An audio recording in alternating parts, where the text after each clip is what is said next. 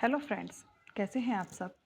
आज की जो मैं ये घटना लेकर आई हूँ, यह घटना है उत्तर प्रदेश के सहारनपुर में रहने वाले व्यक्ति की, जो पंजाब प्रांत में जिनकी आईएएस का एग्ज़ाम क्लियर करने के बाद में डीजीपी के पद पर नौकरी लग जाती है, जो कि बहुत बड़ा पद होता है ये। और नौकरी करते करते उनकी पूरी ज़िंदगी निकल जाती है और अब वो 2021 में रिटायर भी हो जाते हैं। और वो जो व्यक्ति हैं वो नवजोत सिंह सिद्धू के सलाहकार बन जाते हैं।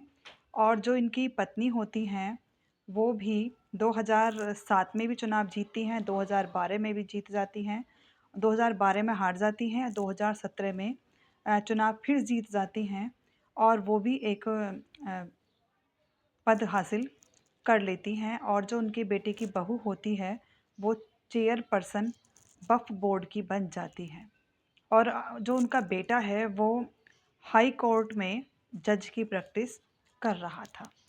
लेकिन ऐसा था कि जब पिता डीजीपी बन जाते हैं तो जब बच्चे पढ़ते हैं तो बड़ी क्लासेस में पहुंच जाते हैं, तो उससे लड़के कहते हैं कि तुम्हारे पिता तो एक बहुत ऊंचे पद पर हैं, तुम्हें पढ़ाई लिखाई की क्या ही ज़रूरत है, तुम तो जहाँ भी हाथ डालोगे तुम्हें वहीं पर जो चाहोगे वो मिल जाएगा।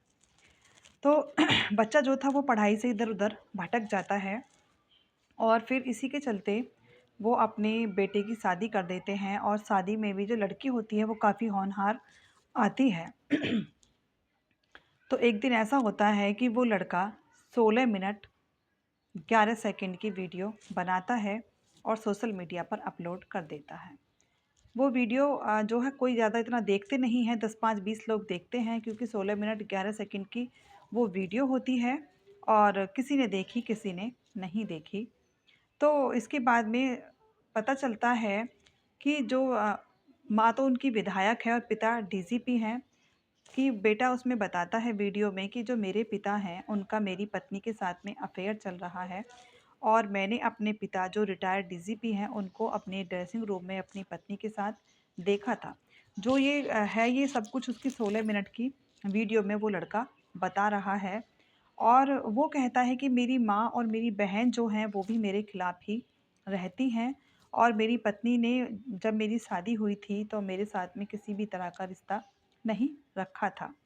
लेकिन उसके बावजूद भी उसको एक बेटा होता है और उसके एक बेटी होती है।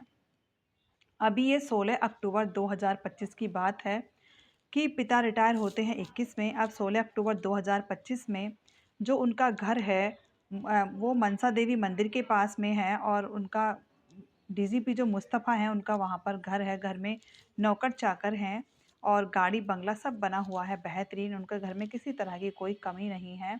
और जो अकील अख्तर है वो उनका अपना इकलौता बेटा है। तो पता चलता है कि वो बेसुध हालत में ज़मीन पर पड़ा हुआ है, उसको बिल्कुल भी होश नहीं है। इसके बाद में फिर उसको लड़के को उठाकर हॉस्पिटल में ले जाया जाता है। तो हॉस्पिटल में डॉक्टर्स कहते हैं कि आपका बेटा मर चुका है। तो इसके बाद में कोई व्यक्ति पुलिस को भी खबर दे देता है और जब पुलिस आती है वहाँ पुलिस देखती है तो वो कहती है कि नहीं, पोस्टमार्टम तो कराना पड़ेगा कि ऐसा क्या हुआ है बेटे को, जो बेटे का दम टूट चुका है, बेटा मर चुका है। और पोस्टमार्टम रिपोर्ट जब कराई जाती है तो पता चलता है इसने किसी भी दवा का कोई ओवरडोज ले ली है जिसके कारण इसकी मृत्यु हो गई है। अब जो पोस्ट उसने डाली थी अकील अख्तर ने वो वायरल हो जाती है, क्योंकि अब 16 मिनट 11 सेकंड की उस वीडियो में लोग दिलचस्पी लेने लगते हैं कि पूर्व डीजीपी का बेटा अकील अख्तर की मृत्यु जो हुई है वो ओवरडोज लेने से हुई है। और वो जो वीडियो है वो एक एक बात को खोल रही है। तो वो बताता है लड़का उस वीडियो में वो कहता है कि 27 अगस्त 2025 को वो वीडियो डालता है कि शादी के बाद में मैंने अपने पिता को अपनी पत्नी के साथ में देखा था और इस पर भी मुझे झूठा साबित कर दिया गया और मेरे पिता ने कहा कि अगर तुम जाकर बकवास करोगे तो मैं तुम्हें अपने घर से ही उठवा दूंगा। और इसके बाद में उन्होंने मेरे पिता ने आरोप लगाया कि मैं किसी गैंगस्टर से मिला हुआ हूँ और मैं घर में बैठा हुआ किताब पढ़ रहा था और तभी क्योंकि वो डीजीपी हैं तो पुलिस में उनकी चलती है और पुलिस आई और मुझे उठाकर ले गई। और वहाँ से भी जब पंजाब पुलिस मुझे उठाकर ले जाती है और जो मेरी बहन और मेरी माँ थी वो घर में बात कर रही थी कि इसका कुछ ना कुछ करना पड़ेगा, क्योंकि माँ भी विधायक है और जो बहू है वो भी वो है वक्फ बोर्ड की चेयरमैन है, पिता डीजीपी हैं, डीजीपी रह चुके हैं।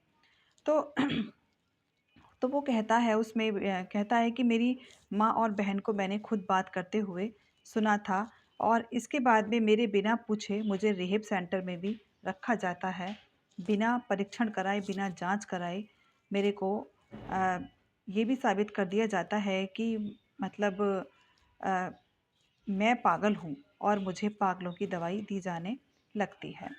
और जब भी इतना कुछ वो 11 मिनट 16 मिनट की वीडियो में बताता है कि मेरी एक गैस एजेंसी भी है और उस गैस एजेंसी का जितना भी पैसा आता है वो सब माता-पिता के हाथ में ही जाता है, मुझे वो पैसा नहीं दिया जाता। और अब मैं ओवरडोज़ लेकर अपनी जान दे रहा हूँ और इस सब के जो ज़िम्मेदार हैं वो मेरे माता-पिता, मेरी बहन और मेरी पत्नी ही होंगे।